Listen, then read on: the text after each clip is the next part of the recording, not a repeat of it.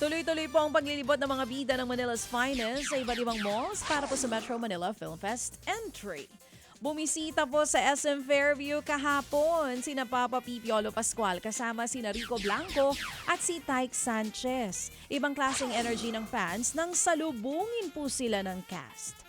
Sinorpresa rin nila ang mga nanonood ng Manila's Finest sa sinihan. Bumisita rin sina Papa P sa SM San Lazaro sa Maynila kung saan dinumog po sila ng napakaraming fans. Nagpasalamat din sila sa mainit na suporta para sa pelikula.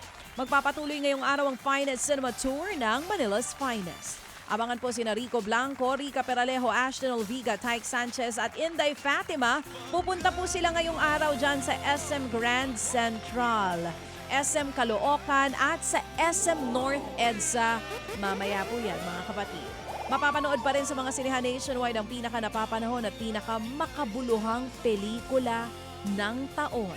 Ang multi-awarded film na Manila's Finest. At mga kapatid, primera klaseng pelikula ang mapapanood po natin sa 2026 Cine 5 sa Primetime TV o sa Primetime ng TV5.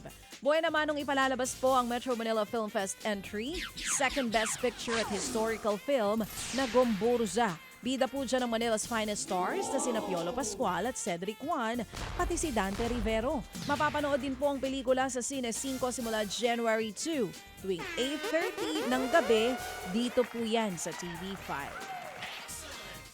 Malungkot na balita naman po mga kapatid, pumanaw na si Jimmy Regino, ang miyembro ng April Boys at kapatid ng yumaong OPM icon na si April Boy Regino. Inanunsyo po ito ng kapatid ni Jimmy na si Vingo Regino. Sumikat po ang grupo noong 90s sa mga awiting Honey, My Love So Sweet, Ikaw Pa Rin Ang Mamahalin, Tunay na Pag-ibig at Pag-ibig Kong Litong-lito. Noong 1995, umalis si April Boy sa grupo kaya sina Vingo at Jimmy na lamang ang nagpatuloy dito. Bumalik si April Boy noong 2020 bago po ito pumanaw. Nakikiramay po ang mga kasamahan po namin dito sa TV5. Mga kapatid, brothers and sisters, saan ka pa? Dito na tayo sa totoo.